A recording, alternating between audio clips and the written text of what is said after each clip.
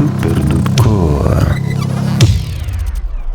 Прывітанне, гэта чарговы выпуск падкасту Супердудко адмыслова для літаратурнага радыё. І наш госць філосаф, паэт, празаік, мысляр Ігар Бабкоў. Прывітанне, спадар Ігар, я бы хацеў пачаць з паняцця беларускай метафізічнай лірыкі. Адкуль яна паўстае, адкуль сыходзіць, ці можам мы казаць аб асобнай прыкладам разанаўскай школе ў беларускай паэзіі, да якой належаць Баярын, Кулікоў, ці належыце да яе вы? Андрей, прывітанне, і прывітанне всім, хто нас слухае. Такога паняцця, як беларуская метафізічная лірыка, не існуе, канешне, таму што лірыка — гэта ўсё ж такі такая рэч суб'ектыўная, то есть такі тып паэзіі, дзе аўтар максімальна адмяжоўвае сябе ад метафізікі, ад всяго, застаецца толькі гэтая аўтарская эмоцыя асоба, да. А метафізічная паэзія, не лірыка, все ж такі, мы гаворым пра метафізічную паэзію як пра пэўную традыцыю. То есть само слово, сам тэрмін паўстаў в брытанскай традыцыі, і там гэтая Джон Дон, там все гэтыя метафізічныя паэты брытанскія, англійскія 17 стагоддзя, 17, потым 18, і потым Томас Стернс Эліот, канешне, гэта сказаць, не то, што папулярызаваў, но абазначыў ўжо метафізічную паэзію ў 20 стагоддзі. Да?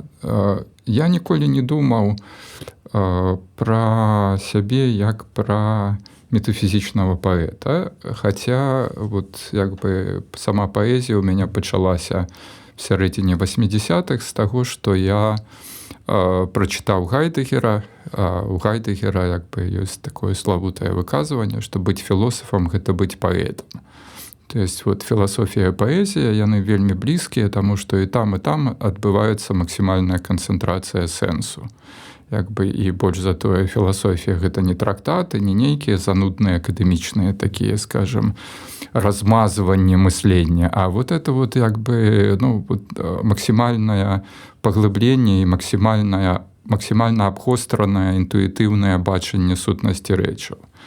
І мяне зацягнула туды, і в пэўным моманце, то есть хутчэй метафізічная паэзія — гэта такая рэч, ад якой я не магу пазбавіцца, нават калі хачу. То есть таму што гэтая эмоцыя паэтычная, яна цягне мяне туды. І калі казаць пра беларускую традыцыю, я бы пачаў не з Разанова. Разанов, канешне, страшна важны і страшна істотны, але калі браць беларускую лінію метафізічную в паэзіі, то гэта Владзімір Жылка, пачынальнік і славуты ягонай, памятаеце, там калі змрочнасць ахінвае цьмяная за ціхавейнаю хусткаю домы, гэты верш, в якім ён спрабуе перайсці за рубеж чалавечага слова. І там ввогуле весь верш проста патрабуе, прагне інтэрпрэтацыі такой, то есть там цэлая праграма, я бы сказаў, такая метафізічная, даоска-будыйская. І Жылка, як паэт сэрца, ён не даінтэрпрэтаваны, то есть яго любяць, але ён паэт для выбраных, паэт для втаемнічоных такіх. Нема вялікага эсэ, якое адкрыла яго. Абсалютна. Хаця ён сябра Абдзіраловіча, Канчэўскага, Ігната Канчэўскага, і ён, калі быў у Вільні, уваходзіў разам з Канчэўскім такое невялічкае кола тэосафаў, там такіх празорцаў, містыкаў. І гэта адчуваецца в ягонай паэзіі. То есть ён пачынае, і калі браць там беларускую паэзію, канон там беларускай паэзіі, Колас, Купала, Богданович, то есть абсалютна, Бахушевіч як деміург, а потым Колас, Купала, Богданович абсалютна лагічны канон, то есть абсалютна скончаны космас беларускі паэтычны. І вот як бы Колас паэт як бы зямнога, там паэт старонкі, тутэйшасці, да? Купала паэт вот як бы гэта абгостраныя эмоцыі, неба. А вот Богданович паэт формы еўрапейскай, да, і першы еўрапеец беларускай традыцыі, а вот душы няма. То есть все ёсць, як бы космас ёсць, форма ёсць, рэчы ёсць, а вот душы не хапае вот гэтай. І вот тут вот Жылкава там як бы лілея між балот, як бы душа, сорі. Я доўга магу казаць, як бы таму прашу. Мне так цікава, у нас чым дольш, тым лепш, я лічу, гэта ж падкаст, людзі могуць там сцену шпакляваць ці штосьці рабіць і слухаць, і слухаць, конечно. І вось пасля Жылкі, які, ну, вот як бы абазначае нараджэнне гэтай душы і выхад за межы там чалавечага слова і вот гэтых рэчаў, і ну і ввогуле там Жылка неўбачаны і недаацэнены там і вершы і да Вільні, як бы ў яго прыўкрасныя, да, вершы і ну і все. Тут асобную перадачу можна было прысвячаць. А другая веха гэта, канешне, Юхнавец. Янка Юхнавец гэта як бы абсалютна паэт іншага тыпу, ён як бы дзікі, ён абсалютна, ну вот скажем, метафізічны в супрацьлеглым сэнсе. То есть калі Жылка гэта вот выхад за межы чалавечага слова кудысьці туды, там, не ведаю, в нябёсы, там вот у трансцэндэнцыю, то Юхнавец, у Юхнаўца слова взрываецца внутрь. То есть як бы яго вершы чытаць немагчыма нармальна. Вот калі ты хочаш камусьці распавесці там на вечарыне, напрыклад, то это безнадзейная рэч, таму што гэта слова, якое спатыкаецца, слова, якое там запінаецца ўвесь час. То есть это вот штось, но пры гэтым, ну вот адчуванне такого, ну это вот такі гайдгераўскі паэт. То есть мова, якая абнаружвае сябе як, ну, скажем, як дом быцця. Вот. Ну, і толькі, ну, пасля гэтага я бы паставіў яшчэ позняга Стрэльцова, ягоную паэзію. Ён як бы вяртаецца і збірае в адно там і Богдановича, і Жылку, не Юхнаўца ён не ведаў, як эмігранта, да? А потым прыходзіць Разанаў, і вот Разанаў з аднаго боку гэта абсалютная велічыня і абсалютная такая вершыня 70-х, 80-х. А з другого боку, разанаўскай школы не можа быць в прынцыпе. То есть спрабаваць пісаць як Разанаў, гэта тое ж самае, што спрабаваць маляваць неба. То есть ты можаш нібыта вот все там як бы намаляваць, но неба это штосьці іншае, да? Вось. І таму, ну, вот Разанаў просто абазначыў нейкую... Ну, можа, не як Разанаў, а адчуваць на сябе вельмі моцны ўплыў Разанава. Так, хаця ў чым гэты ўплыў таксама не ясна. Я калісьці прыцягнуўся да Разанава ў 84-м з першымі сваімі яшчэ расейскамоўнымі вершамі. І мы прагаварылі з ім на, там, як бы, на задворках мастацкай літаратуры там гадзіны паўтары, і я вот забей не магу сказаць пра што. Да? То есть это было касмічная падзея, но вот пасля яго не застаецца нічога.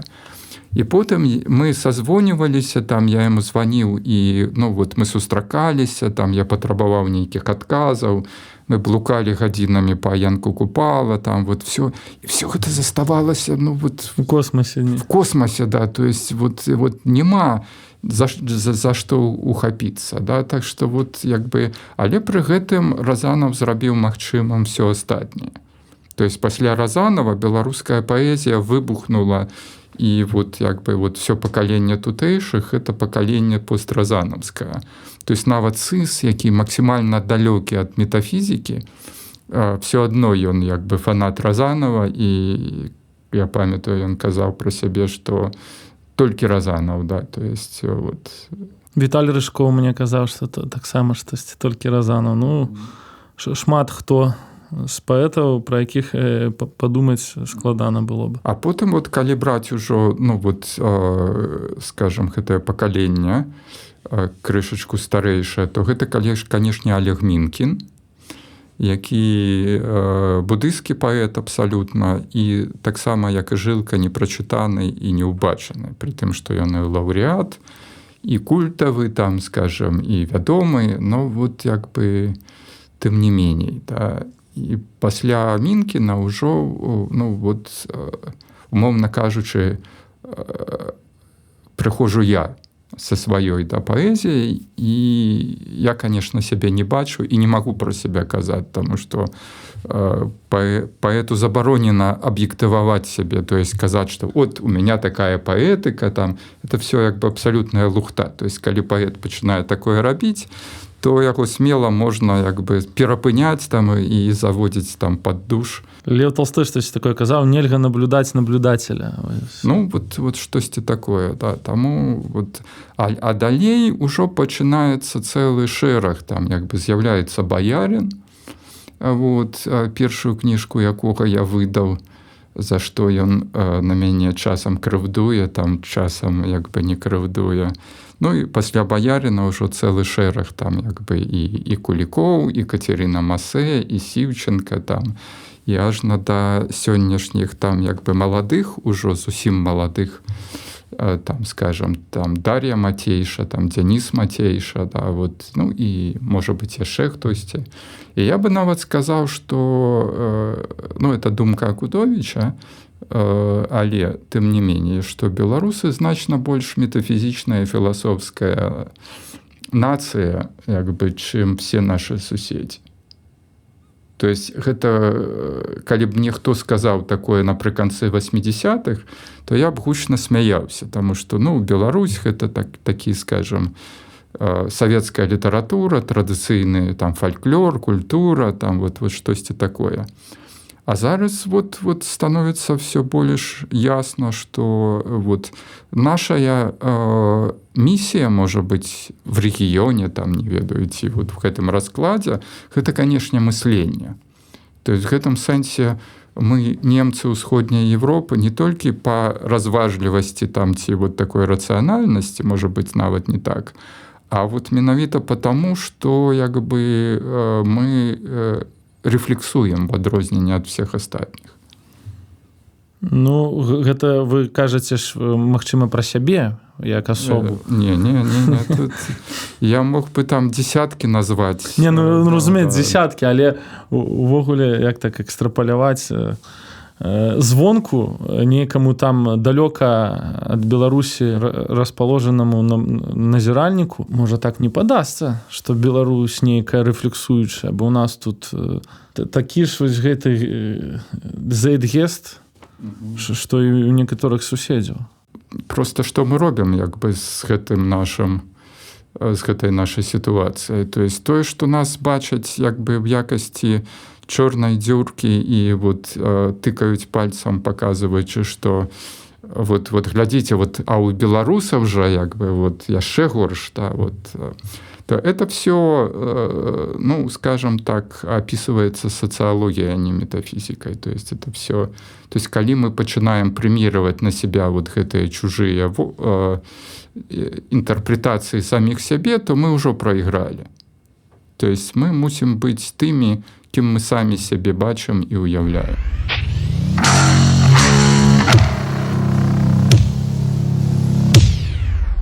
Вось вы распавялі зараз, што на пачатку у вас быў перыяд, калі вы пісалі на рускай мове.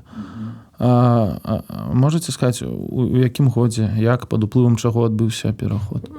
Пераход, ну, я пісаў недзе там са студэнцкіх часоў, недзе з 82-го па там як бы 86-й, і вот я пазнаёміўся з Разановым, калі я яшчэ па-расейску пісаў. Вось. А потым, ну, фармальна гэта была смешная гісторыя. Мы ехалі з прыяцелем у лазню, там в Міхановічы з Міколам Матруншчыкам, аднакурснікам.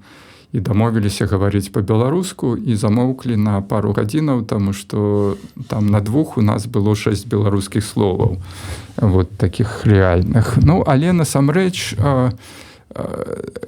мы адкрылі для сябе Беларусь праз Европу. То есть спачатку у нас была там як бы, ну вот разуменне, там як бы, што мы свае в кантынентальнай традыцыі. Я пісаў там як бы дыплом па Гайдэгеру, Мікола Матрунчык па мэйстэру Экхарту, як бы, ну вот, і тут, ну, склалася такая, скажем, в адрозненне там ад Масквы, Ленінграда, як бы тут была вельмі жорсткая, скажем, жорсткі крен в кантынентальную традыцыю, там ніякіх там марксізмам, ленінізмам там асаблівых, да, альбо філасофія навукі, альбо кантынентальная традыцыя. І мы, ну вот так вот горда усведамлялі сябе такімі філосафамі-еўрапейцамі, невядома дзе. Ну і в пэўны момант пачалі пытацца, скажем, а дзе ж, ну вот, а дзе мы знаходзімся? І тут адкрылі для сябе, што, ну вот, што гэта і ёсць тая самая наша Европа, якая заўсёды тут была. Да? То есть вот что такое для філосафаў адкрыць вот в 86-м годзе, што там на пачатку 17-го стагоддзя па Менску, па там пляцу Волі хадзілі прафесара і студэнты філасофіі і абмяркоўвалі там метафізічныя развагі Францішка Суареса. То есть калі цябе як бы тыкаюць, ну вот в універсітэце, што, ну вот Беларусь гэта колхоз, да, як бы, а мы тут вот такія вот все рускаязычныя там як бы цывілізатары, вот, а тут у іх только там фольклор і традыцыйная культура і камароўка, а тут оказывается, што вся традыцыя схаваная была, перапісаная гісторыя.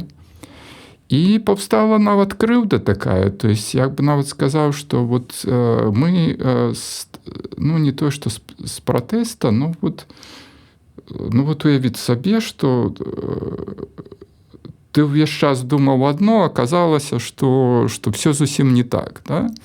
І пачалі разблытаваць гэтую сітуацыю, адкрываць для сябе традыцыю, вывучылі мову там як бы, ну і пачалося, да.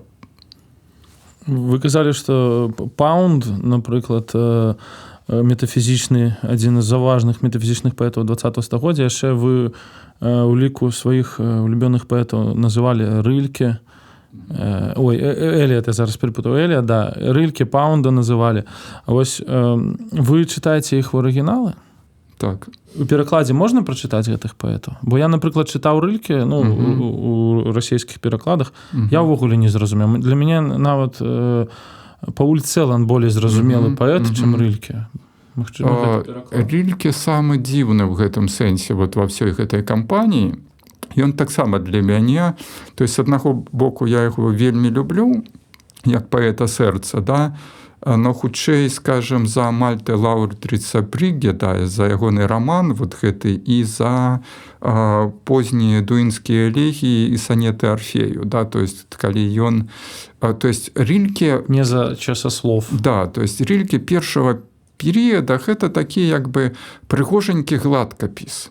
То есть вот там няма за што зачапіцца ані ў перакладах, ані в арыгіналах. То есть все хорошо, прыгожа, правильно, да, і невядома навошта напісана. Я бы так сказаў, то есть як бы.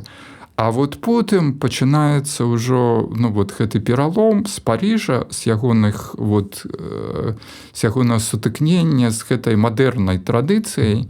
Вот. Я бы нават сказаў, што вот в еўрапейскай паэзіі, вот калі браць гэтую традыцыю, ёсць першае пакаленне мадэрністаў, да, вот Бадлер, там Рімбо, там Верлен, то есть все гэтыя паэты, якія жабракі. Гэта нават протамадэрністы неяк так. Мадэрністы, сімвалісты. Не, вот іх не так як бы разумеюць.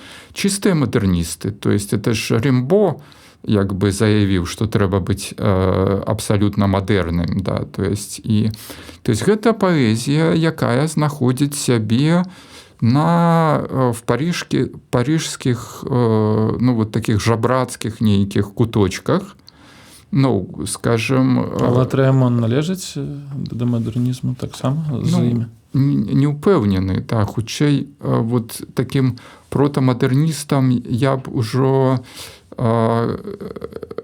Кладэля, да, як бы взяў.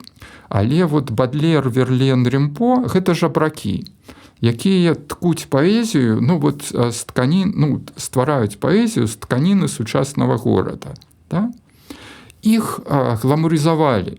То есть яны сталі такім экспартным французскім прадуктам, і вот калі Хаданович перакладае там як бы Бадлера, там Рэмпо і робіць курс там як бы студэнтам-філолагам, ён прадае гэта як суперкласную такую як бы прэстыжную французскую паэзію. А гэта, ну вот як бы просто, ну, не ведаю, да, то есть, як сказаць, это паэзія, якая ну вот просто на самым дне. Таму што дагэтуль паэт все ж таки вот гэта штосьці, што... Яна антыгламурная. Да, яна антыгламурная, яна як бы вот, ну... І гэта першае пакаленне мадэрністаў. Вот Паунд, Эліот, там вот все гэта там Йейтс, гэта ўжо другое пакаленне. То есть это вот ужо мадэрнізм, які значна больш упэўнены сабе і вот як бы ідзе наперад. І ў гэтым сэнсе Валентина Кудович лічыць, што я Эліот, да, што вот я як бы в такое больш в тую метафізіку як бы потрапляю. Мне было крышачку крыўдна, бо Эліот для мяне, ну вот занадта традыцыйны і рацыянальны. То есть як бы з другого боку Паунд, канешне, які здзяйсніў фантастычнае падарожжа ў глыб еўрапейскай традыцыі, скончыў ну тым, што як бы сядзеў в Італіі і расказваў пра там як бы еўрапейскіх там банкіраў, да, вот в антыамерыканскай прапагандзе, да, то есть і адпаведна амерыканцы яго пасадзілі в клетку, і потым ну вот вся гэта гісторыя з Паундам была. То есть такі трагікамізм сітуацыі, што два сябра як бы і два там калегі, два брата, там скажем, Эліот і Паунд, і той і другі гаварылі, ну то есть працавалі на радыё падчас вайны, но з розных бакоў барыкады. Вось. Ну а Йейтс памёр як бы і не дажыў, дзякаваць Богу, да вот всех гэтых. Сорі, это я таксама кудысьці вот мяне па... Ну, гэта ўсё цікава слухаць. Вось. Так што гэта просто, ну вот я, ну скажем, і таго ж Паўля Цэлана вельмі любіў, там і Інгебору Бахман, да, вот скажем, такую паэзію ўжо постваенную, і ну сказаць, што яны паўплывалі. Ну, мне вот зараз я уже разумею, что напэўна не, что все ж таки вот той, хто паплываў, гэта Жылка, гэта вот гэтая беларуская традыцыя і гэта... То бок Жылку вы уже чыталі, калі пачыналі пісаць. Ён быў уже адкрыты. Годзе, да, я уже напісаў шмат рэчаў, але як бы в пэўны момант Алесь Камоцкі вот пачуўшы ад мяне там нейкія беларускія словы, першае, што ён зрабіў, гэта знайшоў у маіх двух сказах там 6 памылак, а другое даў мне як бы томік Жылкі, кажа, вот чытай як бы і вывучай. Ну і я яму дзіка ўдзячны за гэты падарунак.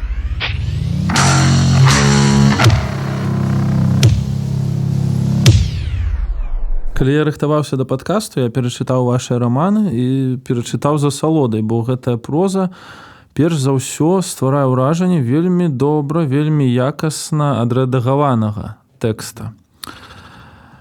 Вось, калі вы пачалі займацца прозай, ці быў у вас нейкі настаўнік, ці рэдактар, ці гэта ўсё вы самі? Хто ўвогуле ваш рэдактар?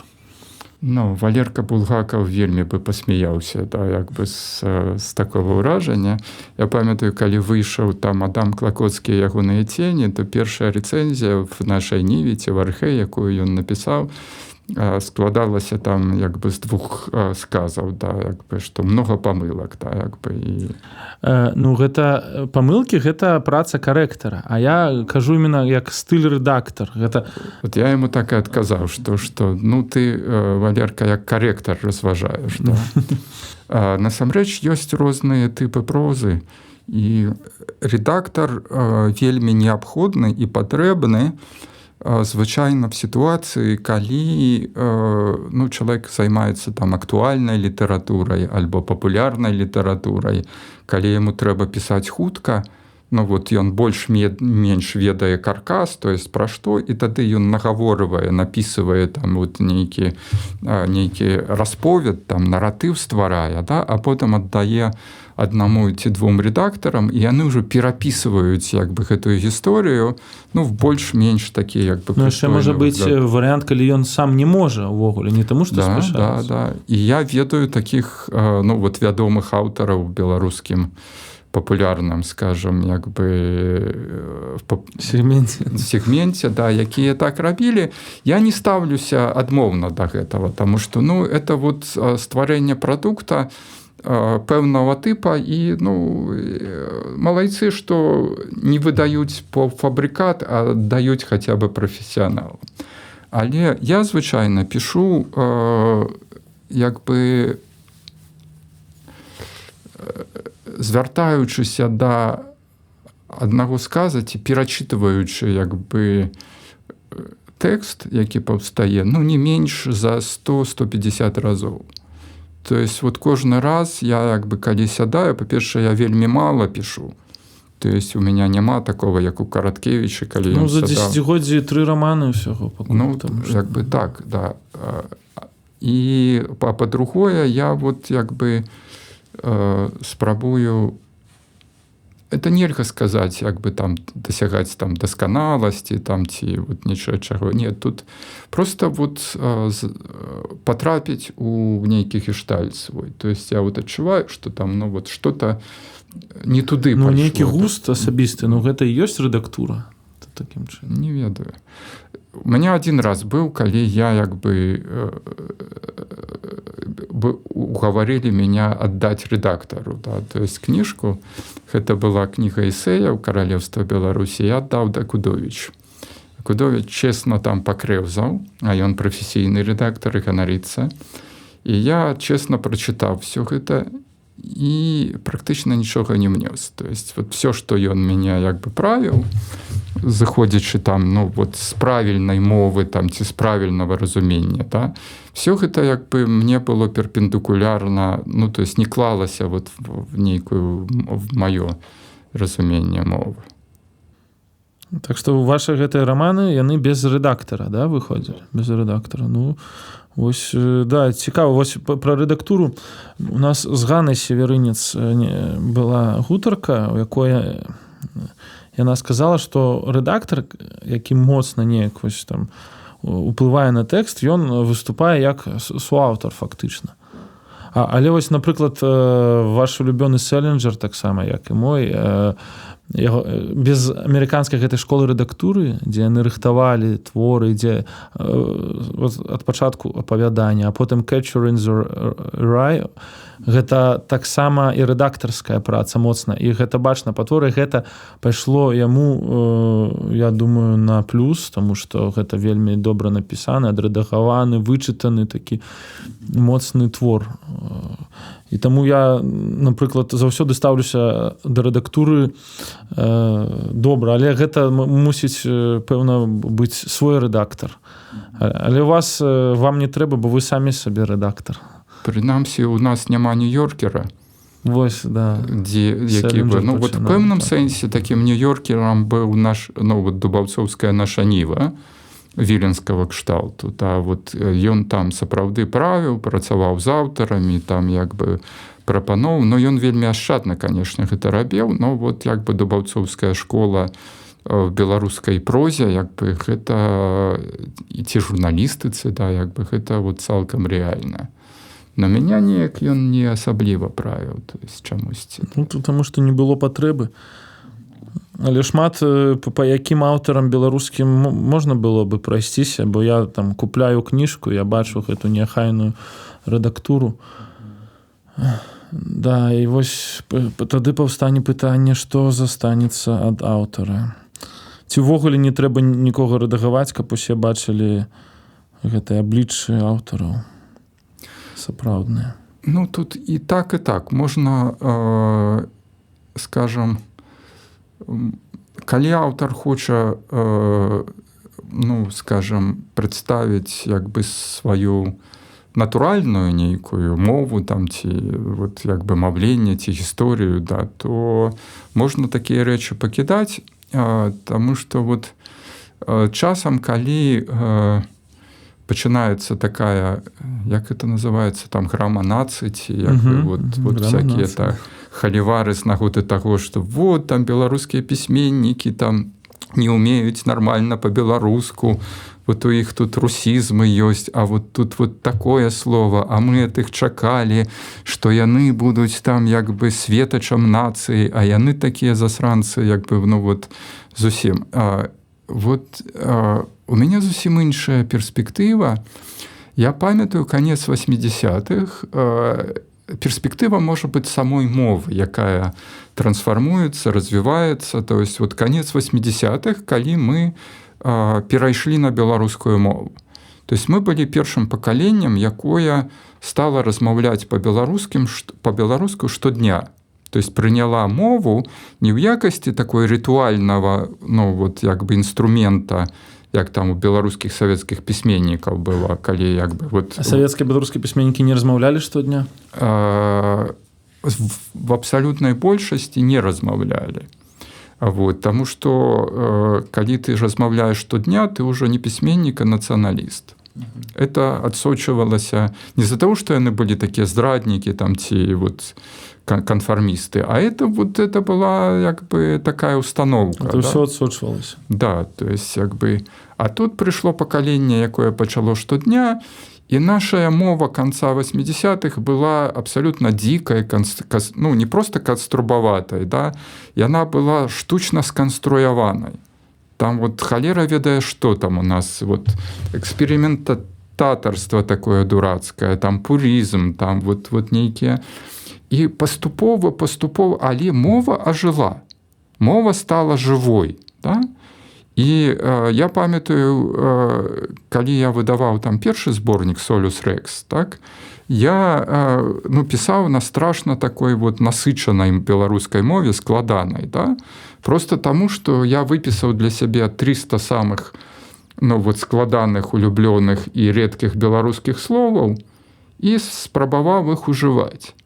Потым, калі мова стала натуральнай, калі паўстаў асяродак, яна пачала жыць, то я в пэўны момант заўважыў, што моя мова спрасцілася, яна стала больш прымітыўнай, але ў той жа час больш такой рэальнай, жывой, да, размоўнай, да.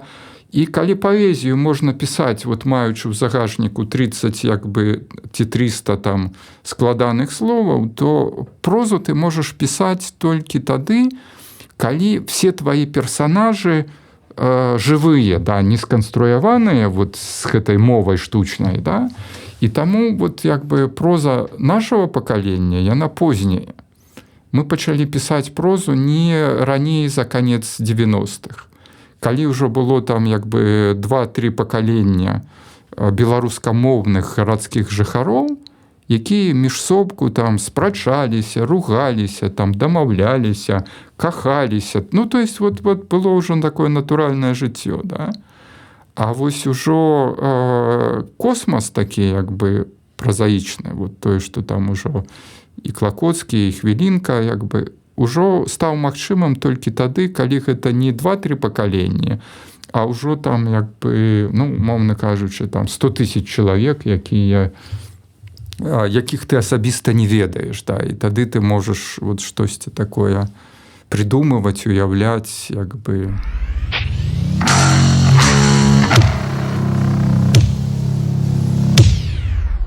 Ваш першы раман, ён называўся «Адам Клакоцкі. Ягоныя цені». ці нават гэта не раман, а зборнік тэкстаў розных гадоў, якія закамуфляваныя пад раман.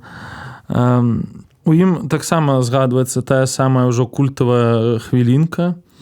Ці магчыма назваць гэты раман протахвілінкай? І з гэтага пункту гледжання сказаць, што вы такім чынам пішаце ўсё жыццё ўвогуле адну кнігу. Ну, я б сказаў, што я ўсё жыццё пішу 2 кнігі, таму што, да, скажам, якраз таму, што я як блізняты падвоены, то есть я адчуваю гэтую бінарнасць, падвоенасць. Адна гэта Клакоцкі, другая хвілінка. Клакоцкіх гэта вот як бы свет, які разляцеўся на кавалкі, і вот як бы асобныя гісторыі, якія вот, ну, разыходзяцца ў розныя, ну, бакі, все далей і далей, там персонажы, празоры, то есть это вот фрагменты, фрагмент, это шыва, які разбівае свет на розныя часткі.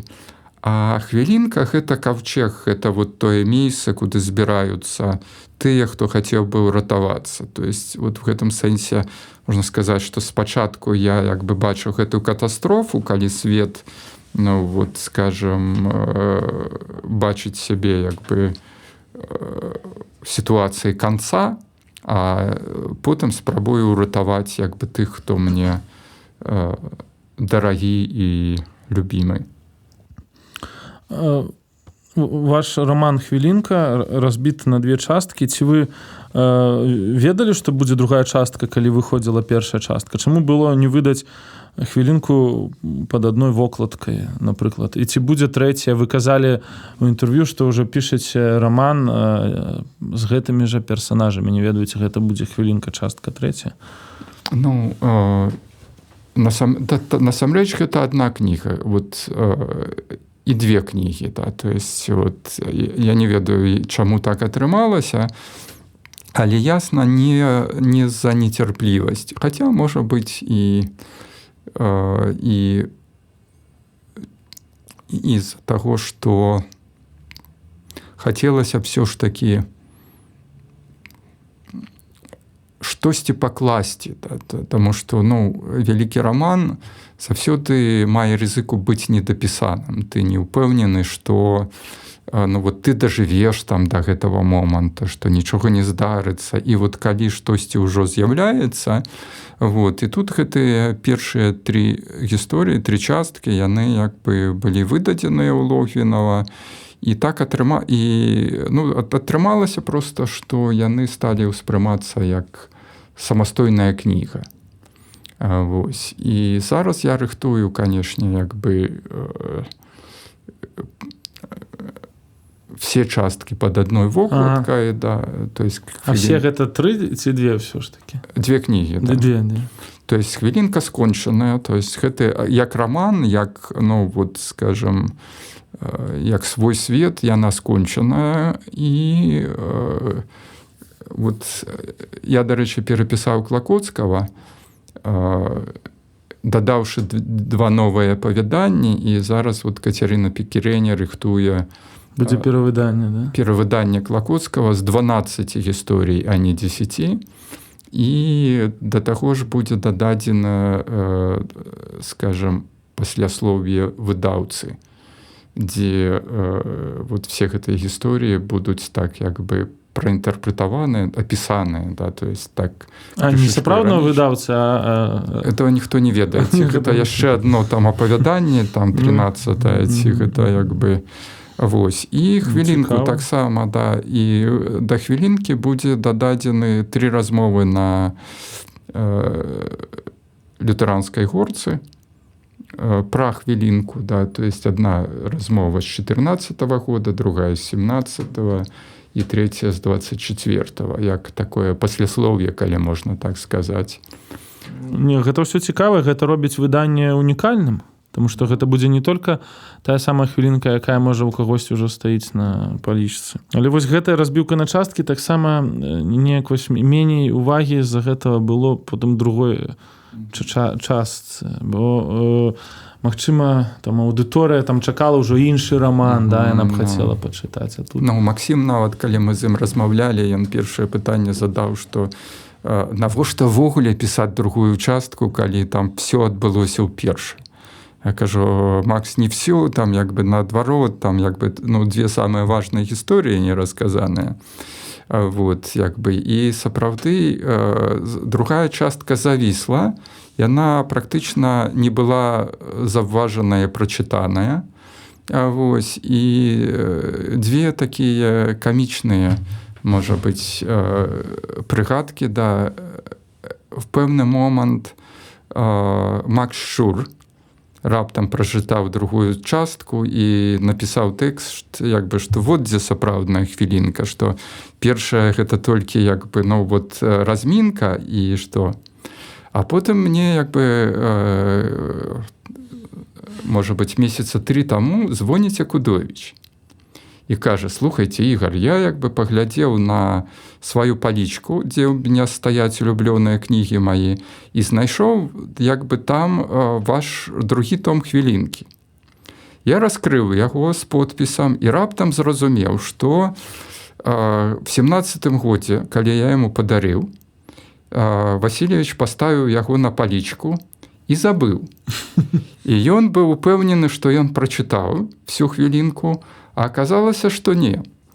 І ён пачаў чытаць гэты другі том, і вот звоніць мне і кажа, слухайце, як бы я в поўным захапленні, это вот ад Якудовіча такое пачуць, гэта як бы, ну, я не памятаю. Па-першае, кажа, вы геній. Па-другое, калі такая кніга ёсць у беларускай літаратуры, то я спакойны за беларускую літаратуру. А па-чацвёртае, ці па-трэцяе, я не ўпэўнены, што гэта вы напісалі. То есть вот эта кніга, вот я читаю, я вас не пазнаю, я вас такого не ведаю. Мы посмеяліся, конечно, як бы, тому што, ну, гэта все.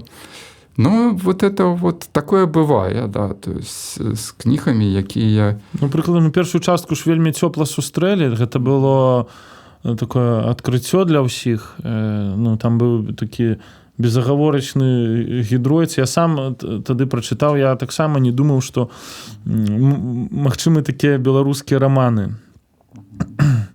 І вось таму вось яно неяк не ў той бок спрацавала, да. Ну, але это просто да таго, што, скажам, сапраўды, то есть, з аднаго боку можна было бы там, ну, не ведаю, там пакрыўдзіцца, там пачаць бегаць і крычаць, што ой, там вот не прачыталі, а вот давайте чытайце. А мне, наадварот, вельмі прыемна і цёпла ўсведамляць, што ёсць такія кніжкі ў беларускай літаратуры і аўтары, якія, ну, вот такія секретам таемным, да, то есть, вот дзіцячы секретик, які там хаваюць пад песком, што хтосьці можа там выпадкова блукаць і натрапіць, і вот як бы нечакана адкрыць для себя, як бы. І насамрэч такіх аўтараў і паэзіі, і паэтаў, і празаікаў в нашай традыцыі многа, да, то есть адна там Галя Дубянецкая, чаго варта, вот, со сваёй анадыаменай там, калі казаць пра пакаленне тутэйшых. Сорі. Мне здаецца, шмат хто са слухачоў ўжо чыталі хвілінку, і вось мне заўсёды было цікава, а дзе яна знаходзілася канкрэтна? Я ж ніколі не быў. Што зараз на яе месцы? Вот калі, скажем, зараз там гэта праспект незалежнасці, здаецца, 20 ці 22. Это там, дзе выходзіш з метро Кастрычніцкая. Не там, дзе вот гэты універсам цэнтральны, да, а з другого боку. То есть это насупраць цэнтрального праз праспект. Там кавярня Патіо Піца была. І была кавярня там як бы свае. А там зараз вот свае яны ёсць. Гэта хвілінка, да? Да, вот уваход у хвілінку праз свае там вот было. Але сам закуток вот на месцы сённяшняй Патіо Піцы. То есть яе просто подзялілі на две часткі, да, як бы. І будзем успамінаць, калі будзем хадзіць. А самое смешнае, што Ганна Северинец як бы позвонила мне, як бы прочитавши хвилинку, и кажет, слухайте, а я ж вот сижу на всех этих материалах с 20-х годов, и оказывается, что в 20-х годах на этом же самом месте была культовая забегаловка для беларускіх літаратараў, то есть вот нічога не мяняецца. Вот. Ну, яна лепш раскажа, да. То есть і яна пра гэта пісала в сваім гэтым в гасцініцы Бельгія.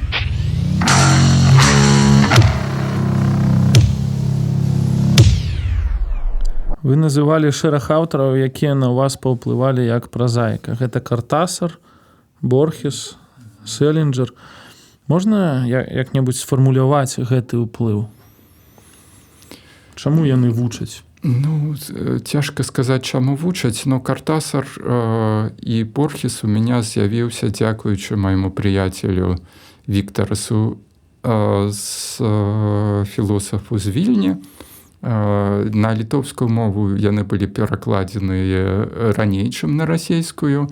І ён, прыязджаючы ў Менск, расказваў там, то есть, такі, скажем, шлейф, ареол там, як бы, такіх аўтараў ужо быў.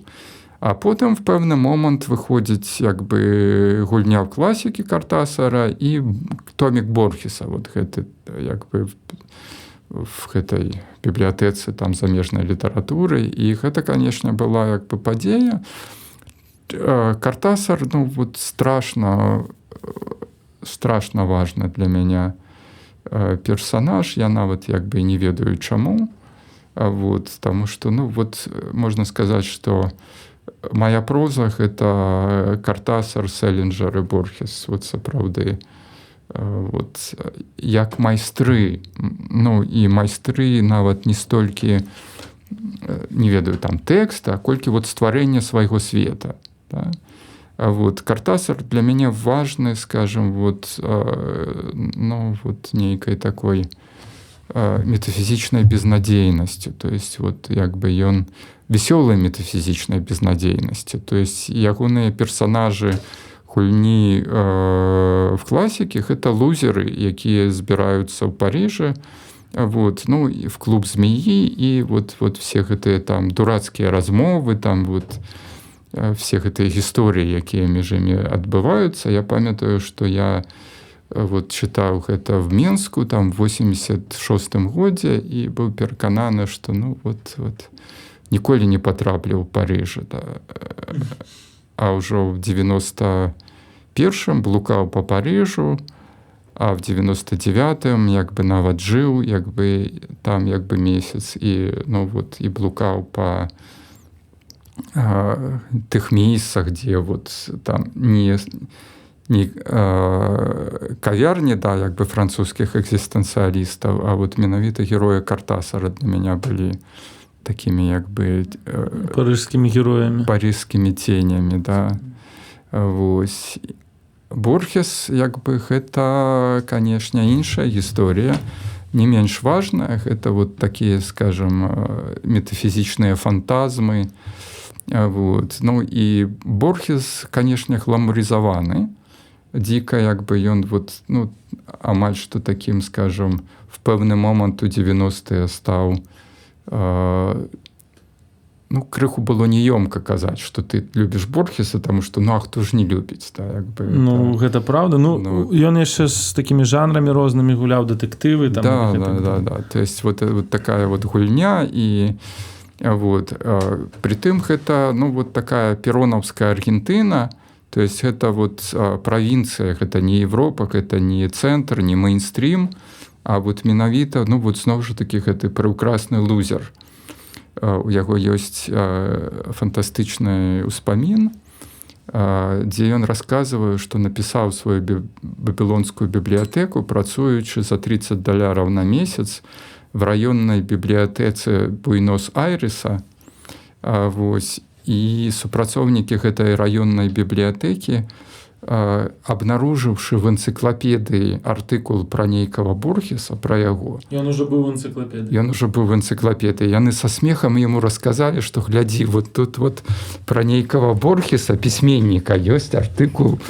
Завуць, гэта ж як і цябе. Это раённая бібліятэка Буэнос-Айрэса, да, то есть і а Селінджер, канешне, это вогуле казка, і асабліва позні Селінджер, калі ён ужо забыў і пра школу Нью-Йоркера, як бы вот все адкінуў, да, як бы і вот гэта Фрэнні Зуі, там як бы Сымору Водзіны. Сага о гласах. О гласах, да, як бы. Я часам думаю, што мне трэба перакласці як бы гэтыя познія тэксты на беларускую мову, таму што ніхто акрамя мяне іх не перакладзе, таму што это вот такая...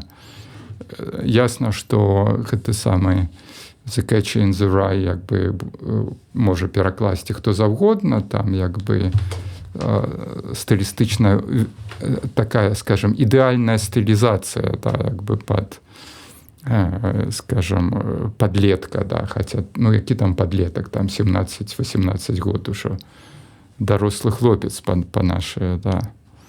Вось. Ну, але вот як бы позні Селінджер у пэўным сэнсе падзвіг мяне на хвілінку, а ранні Селінджер, вот як бы The Catcher in the Rye даў нас Макса Жбанкова, які цалкам як бы вот в гэтай эмоцыі, і ён неяк прызнаўся, што выйшаў з гэтай кнігі. Яшчэ з крымінальнага чытва, з фільма, да, і з гурта The Beatles. Вось гэта Макс Жбанков. Так. Бо я люблю Жбанкова, да, як бы, хаця вот ягоныя тэксты, яны все падобныя адзін на аднаго, і эмоцыя адна і тая ж, але не надакучвае, да. І я ў пэўны момант вот запытаўся, ну вот чым гэта все мне падабаецца, чаму падабаецца, што нагадвае.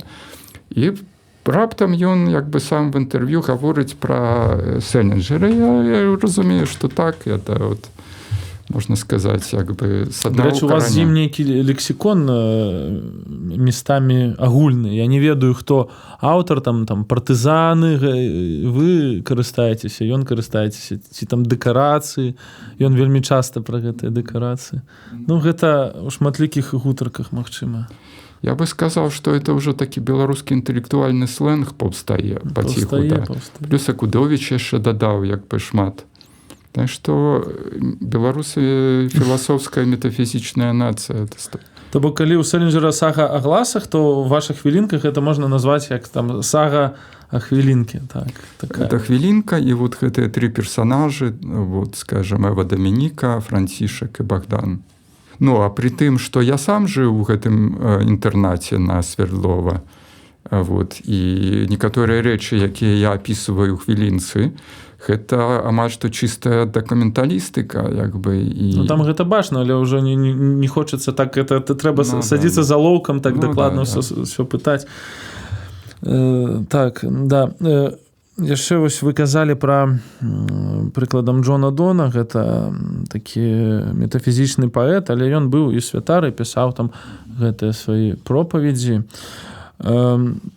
Таксама на вашай літаратуры, акрамя вось гэтых празаікаў, бачан уплыў эзотэрыкі, рэлігійнай літаратуры і нават вось эзотэрыкі. Можаце што-небудзь пра гэта расказаць? Ну, тут як бы наўрад ці гэта можна назваць як бы эзотэрыкай, хутчэй як бы таму што, ну, вот эзотэрыка в еўрапейскім кантэксце гэта досыць такая вот акрэсленая традыцыя, да? Там як бы і не ведаю, антрапасофія, теасофія, то есть в гэтым сэнсе нашымі эзотэрыкамі, тэосафамі быў 100% Канчэўскі, бо ён быў в гэтых асяродках, і ён быў містыкам, і ён быў духавіцам, да, то есть ён, вот скажем, в віленскіх асяродках 20-х лічыўся, ну вот всякие там як бы гэтыя кружлянні талерачак, выкліканні духаў, то есть это все было... То есть ён цікавіўся? І цікавіўся, і браў удзел. Другім эзотэрыкам у нас Разанаў, канешне, быў, да. То есть я, ну, крышачку в іншай традыцыі, гэта будызм, чань-будызм, вот, як бы кітайшчына, там, даасізм, вот, то есть гэта такая трансцэндэнтная традыцыя, вот, але, ну, скажем, містыцызм крышачку іншага кшталту. То есть, хутчэй, я як бы все жыццё здзіўляюся і не магу зразумець до конца, што я тут раблю. Да. То есть вот основная маё такое эзотэрычная, основная эзотэрычная эмоцыя, это вот пэўны момант я прачынаюся сярод всех гэтых справаў, там, заняткаў і думаю, халерачкі, што мы тут все робім? Чаму мы так упэўнены, ну, вот в наших занятках, да, в тым, што свет, да, як бы, вот, ёсць чымсьці пэўным і таким, скажем, заўсёдным. То есть, вот, я бы сказаў, што вся, ну, вот, філасофія — гэта спосаб збіць чалавека з натуральнай установкі свядомасці, з упэўненасці, што все нормально. Ну, Кастанеды гэта точка зборкі. Да, і Кастанеда там, як бы, і, ну, вот все гэтыя традыцыі метафізічныя там, яны спрабуюць, як бы, задаваць пытанні пра тое, што пачынаецца па-за фізікай, да? Вот. Но чалавек жа страшна дурная істота, ён, як бы, першую хвіліну з радасцю слухае, а потым зноў вяртаецца, як бы, у свой утульны свет, як бы. Ну, вы гэту эмоцыю добра у раманах заўсёды так вяртаецеся да яе. Вось некалькі цытат. Мы жывем на паверхні саміх сябе, успрымаем паверхню рэчаў, падзеяў. Или вось толькі засынаць можна ўсім разам, а прачынацца адно паасобку. Калектыўнага выратавання не існуе. Чалавечая душа, здаецца, мае ў сабе столькі высокіх памкненняў, столькі святла, што яшчэ пару крокаў, і мы зразумеем штосьці вельмі істотна. І вось скразная тэма жадання герояў там дасягнуць, не ведаю, прасвятлення. Ну, гэта ўсё вось сыходзіць з кітайскай буддыйскай традыцыі, да, няма ніякіх духаў ці там. Это вот рэальныя эмоцыі майго жыцця. Хутчэй ужо там все астатнія традыцыі і аўтары — гэта спроба намацаць сваіх.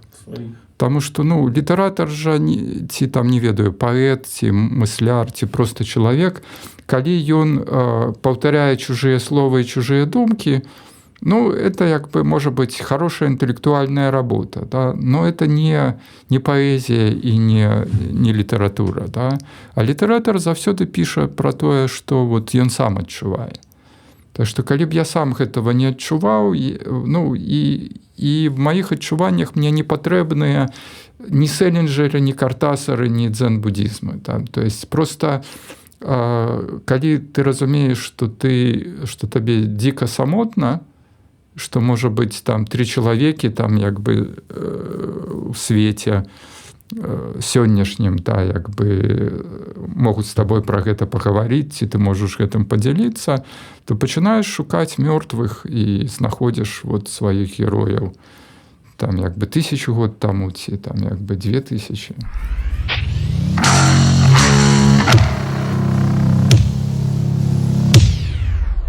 Вось мне аднойчы прыйшло як такім, не ведаю, адкрыццём ці афарызмам, што мэта кожнага мастацтва спадабацца Богу. Ці можна сказаць вось пра ваша мастацтва, што вы хочаце спадабацца Богу? Ну, такая, скажем, ідэя прыгожая. Вот, я думаю, што Акудовіч бы пацешыўся, да. Любіць такія афарызмы, такія. Да, но вот адзінае, што мы нічога не ведаем пра густы Бога, да. І ніколі не, ну, вот, як бы не ўпэўнены, што я б хутчэй сказаў, што вот ідэя зразумець, што мы тут робім. Ці калі не зразумець, ты хаця бы, ну, вот, намацаць нейкі. Пасля напісання кожнай кнігі вы адчуваеце, што вы зразумелі,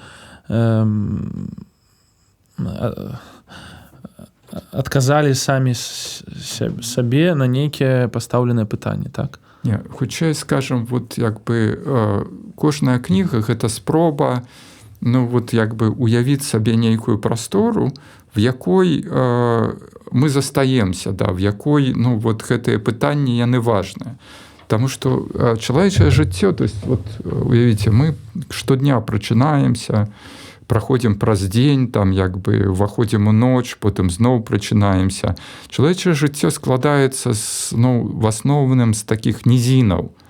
Вот, як бы мы стамляемся, там, як бы мы правальваемся там, в адчай, там, як бы мы не заўсёды на гэтых наших вышынях. Там, может быть, там, падчас жыцця у нас ёсць, ну, вот, як бы 5-10 там момантаў, калі мы потрапляем, ну, вот, в тое, што Ніцше называў там 10 тысяч футаў над узроўнем чалавека. Это можна назваць мысленнем ці мысленнем, там, ну, вот, інтуітыўным духам, там, з чым заўгодна, да? І вот вельмі важна для мяне прынамсі вот шаманіць, як бы спрабуючы гэтую прастору пакінуць пасля сябе. То есть я часам перачытываю свае тэксты не дзеля таго, каб, ну, вот, што там, не ведаю, там, ацэніць хорошае ці нехарошае, ці спадабацца ці не, а вот просто каб прыгадаць сябе, ну, умоўна кажучы, на вышынях, да, таму што вот это важна. А ці можаце вы сказаць, што вось гэтыя вышыні, яны нейкія аб'ектыўныя для... Гэта як аб'ектыўная такая катэгорыя для ўсіх людзей? Ну, не ведаю, як для ўсіх, ну, вот тое, што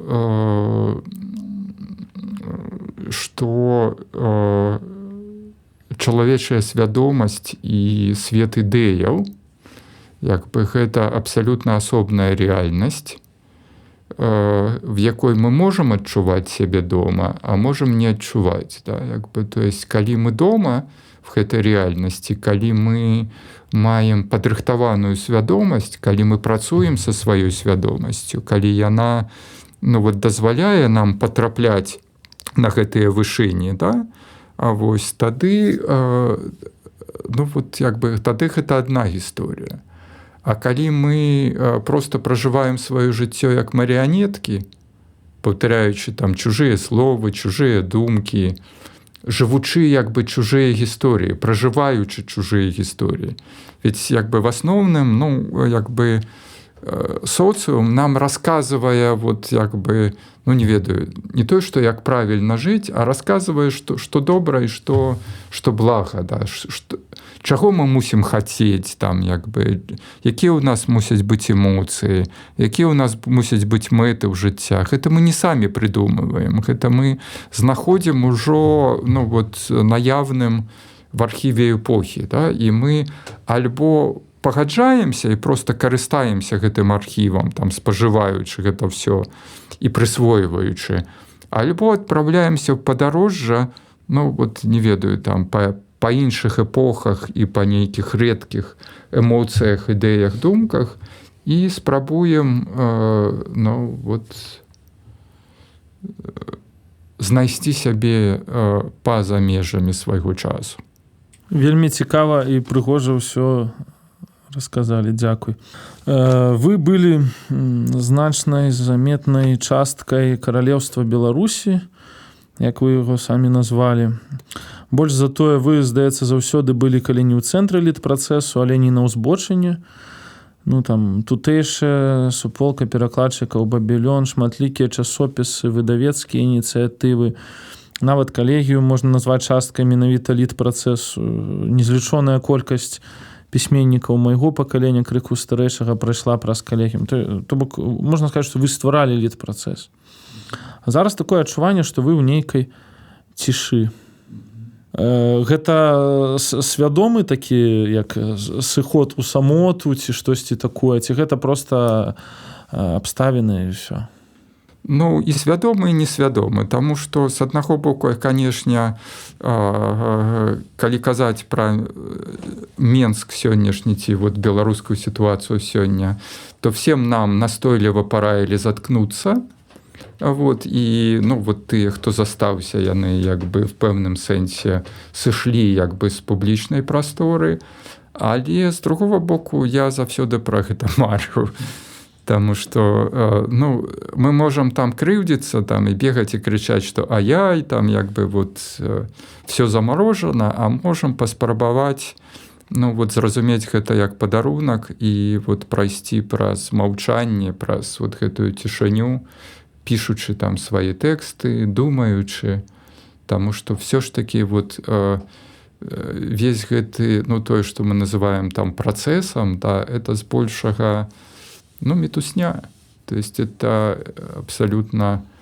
Гэта нейкая рэклама, нейкія прэміі. Это цёплае, як бы утульнае адчуванне, ну вот, не ведаю, там сяброў, падзеяў, там як бы, но все ж таки думаеш і пішаш ты на самоце. Вы пісалі, што аўтар здзяйсняе нейкае падарожжа і пакідае тэкст, а чытач як бы здзяйсняе падарожжа за аўтарам і можа гэтыя ўсе кропкі творчага працэсу назіраць. То бок такім чынам літаратура менавіта так і мяняе людзей, то бок у ёсць такі патэнцыял мяняць, бо чытач на момант прачытання кнігі на гэты час можа пачаць хаця бы крыху, але мысліць нейкім іншым чынам. Абсолютно. То есть тэкст, літаратура гэта вот форма змянення сваёй свядомасці. І калі мы выбіраем не то, што правільнае, но вот тыя рэчы, якія нам патрэбныя, якія змяняюць нашу свядомасць пэўны бок, і нас саміх, там, нашу істоту, як бы істоту нашага жыцця, то мы, вот, скажем, як Мюнхгаузен, выцягваем сябе за валасы гэтым спосабам. Таму што знутры саміх сябе, знутры самой свядомасці прыдумаць, як бы, вот, гэты свой, там, іншы космас вельмі складана. То есть мы так альбо інакш патрабуем гэтых люстэркаў і патрабуем іншага досведа, як бы, і таму так важныя гэтыя улюблёныя аўтары, там, як бы, чужыя тэксты.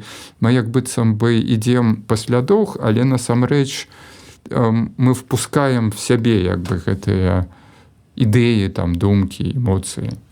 Ну і час змяняецца, і ўжо інтэрпрэтацыя праз іншы час гэтых жа ідэй стварае штосьці новае потым. Так. І можна сказаць, што чым больш начытаны чалавек, тым шырэйшая ў яго свядомасць таму.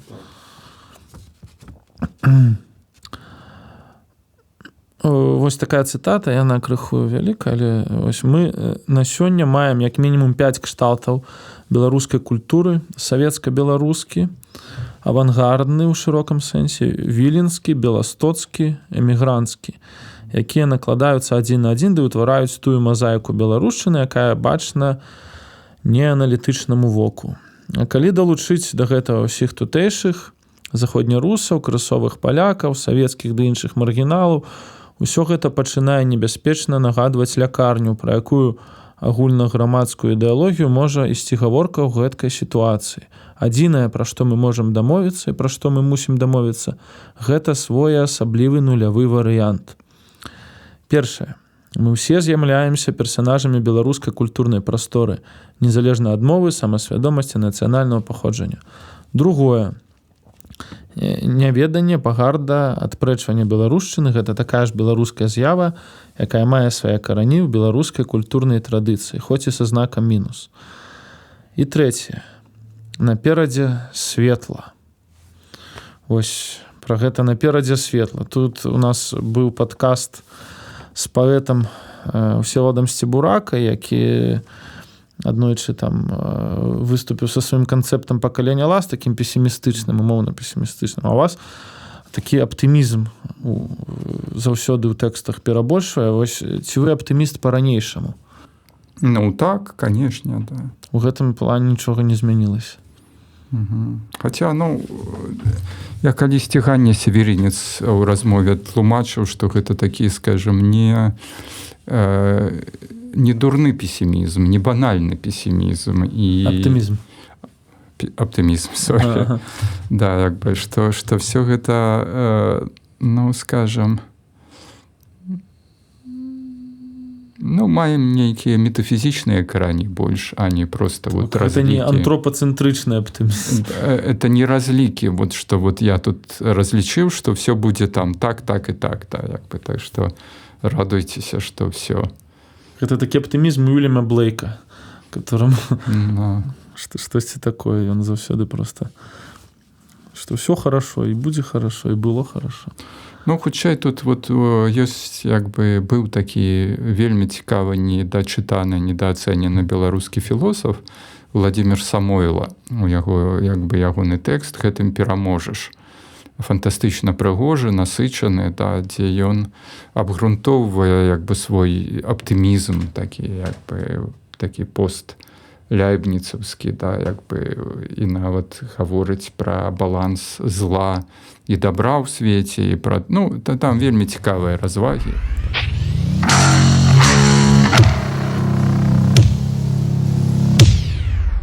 Ну, вось раім усім прачытаць. Гады мо 3 назад крытык Наста Грышчук напісала ў нейкім тэксце пра сучасную паэзію, там, якая намагалася пісаць на актуальных пытаннях. Усё. Ну, прыкладам возьмем там цэнтральную фігуру паэтку Ганну Комар. Потым я быў вельмі здзіўлены, калі вы ў размове з Максам Шчурам вы як бы тэзу Насты Грышчук неяк аспрэчвалі і наадварот захапляліся ўсёй гэтай хваляй паэзіі. Хаця яна пісала, ну, хаця гэтыя ўсе аўтары пісалі на часовыя тэмы, якія быстра сыходзяць, яны ўжо зараз змяніліся, а праз 3 гады яшчэ зменяцца. Вось, вы карыстаецеся такім тэрмінам аджэнда? Ну, павестка, аджэнда. Да, гэта павестка, але аджэнда прыгажэй, чым павестка. Вось. Парадак дня, калі можна. Да, ну, і калі паэт пытаецца патрапіць у гэтую аджэнду. Да. Але фактычна ён ці выпаўняе функцыю СМІ, ці ён проста хоча спадабацца гэтым СМІ.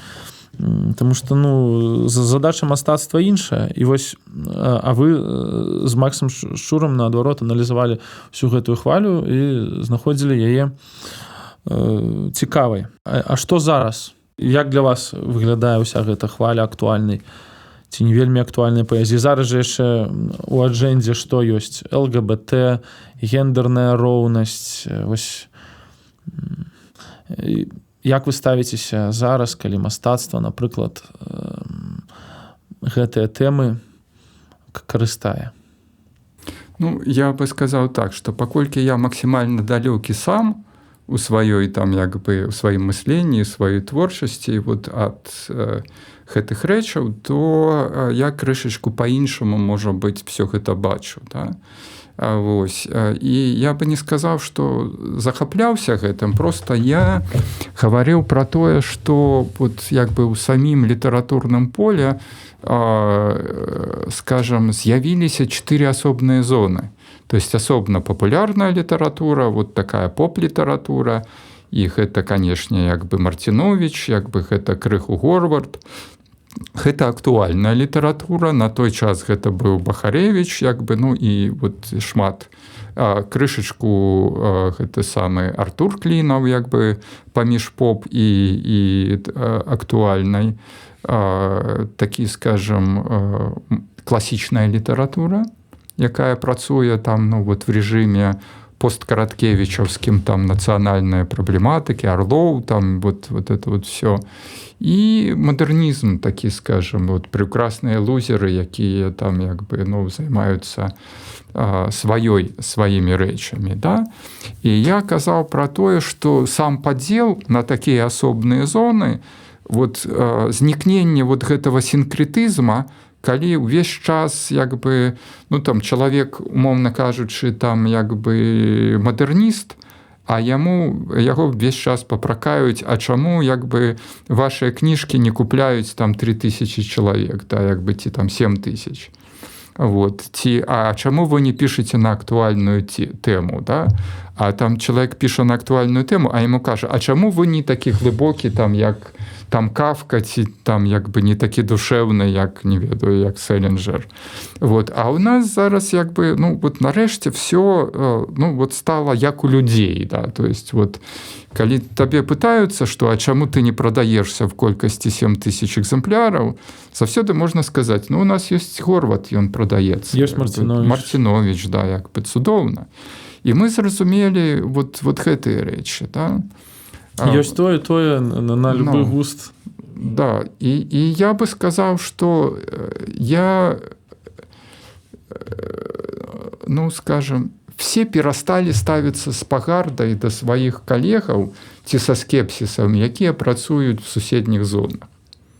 І расказваць пра тое, што вот ёсць толькі я і мои прыяцелі, а вот больш нічога няма. Вот это вот самая неадэкватная в беларускай літаратуры. А вот як бы, ну, вот бачыць, што літаратура розная і што вот тая актуальная паэзія, пра якую вы казалі, там і Ганна Комар, там як бы это рознае пакаленне, бо там і той жа Строцаў, там як бы і, ну, да. і Юля Тимофеева, там як бы яшчэ там Строцаў вельмі глыбокі паэт, які піша там псіхадэлічныя фізічныя паэмы, але пачаў пісаць такую гражданскую дакументальную нават. Да.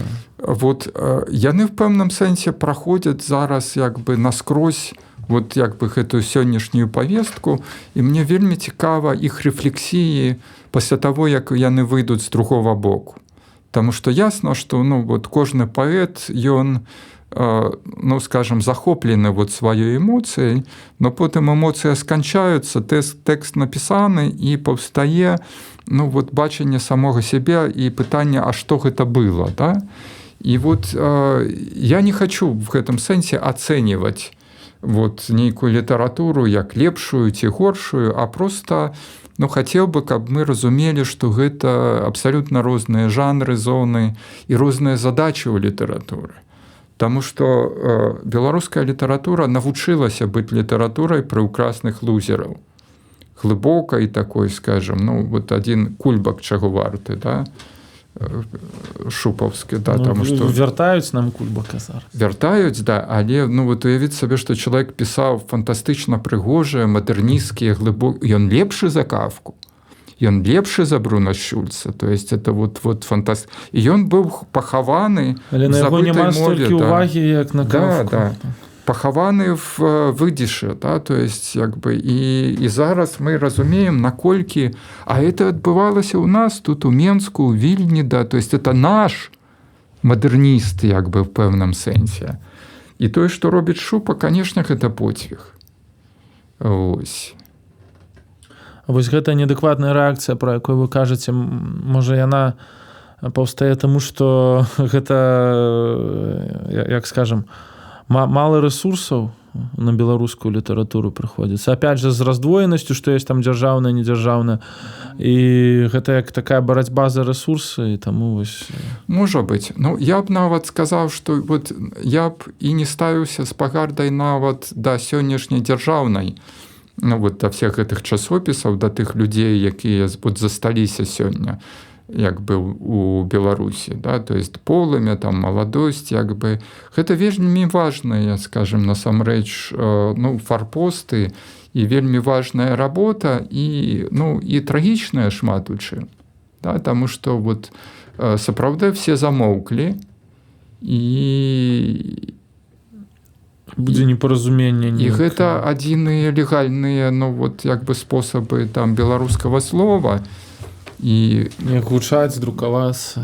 Да, як бы я бы вот просто всем, хто хоча там кагосьці папракаць, ну вот кшталту, што ой, там здраднікі, вот тое робіце, ці тое не робіце, вот вы выскокваеце наперад, ці наадварот хаваецеся, просто всем заткнуцца зараз. То есть вот зрабіць як бы такую паузу на 2-3-4 гады, і думаць, пісаць, як бы, ну, вот пісаць рэфлексіўныя тэксты. Менш крычаць і бегаць, а больш, ну, вот, як бы рабіць нейкія рэчы, якія застаюцца.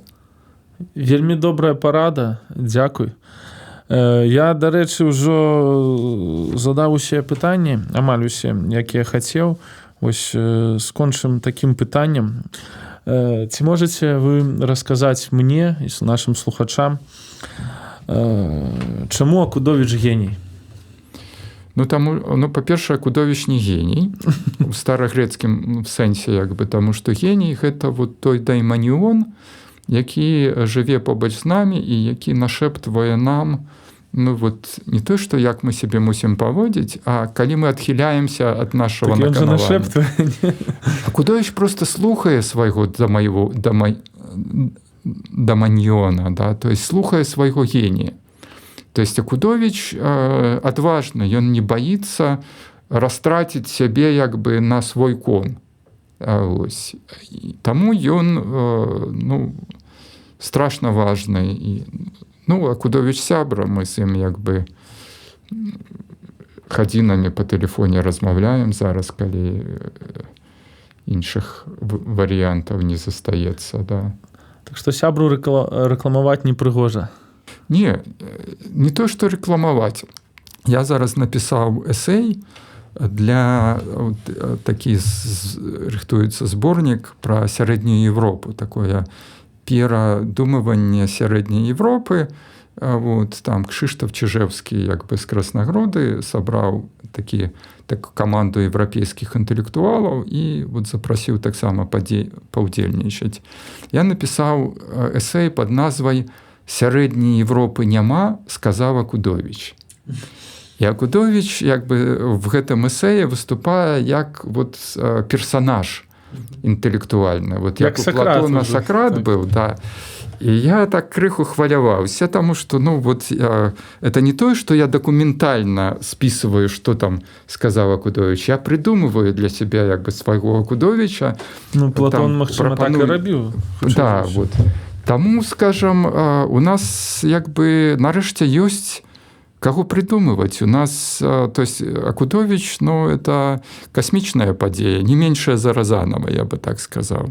Ну, вось я гэта і меў на ўвазе, да, так сфармуляваў па-свойму. Трэба яго чытаць, зараз у яго выйшла аўтабіяграфія, таксама вельмі цікавая. Ну, это не аўтабіяграфія, і нават ён хацеў назваць гэта ўспамінамі, но потым все яго сябры, все сябры пачалі, ну, чытаючы там крыніцы, казаць: Васильевич, вы и там не так все написали, и там все было не так. То есть он все перавраў, да, то есть все, ну, там факты, нейкія гісторыі. І ён крыху быў зацюканы всеми гэтымі праўкамі. Кожны хацеў, каб... Ну, вот, ну, і глупа правіць. Ён, скажам, придумаў формулу. Ён сказаў, што я так памятаю. То ён не спрабуе апісваць факты. Ён верны сваёй памяці, якая падсоўвае яму, ну не падсоўвае, ну вот якая як бы дыктуе яму як бы вот гэтыя все гісторыі. І гэта не менш цікавая рэч, чым вот аўтабіяграфіі ці ўспаміны. Гэта памяць Акудовіча, якая расказвае вот гісторыі пра мінулае. Вельмі літаратурна, так. Абсолютно, да. Дзякуй вялікі. Мне было вельмі цікава, спадзяюся, нашым слухачам таксама было цікава. Я скончу яшчэ адной цытатай. Просто так, быць як залаты яблык, што, не гледзячы на законы прыцягнення, узлятае ў нябёсы, без дазволу і запрашэння, проста таму, што менавіта туды цягне. Да пабачэння. Всім удачы і радасці. Супер Дудкова.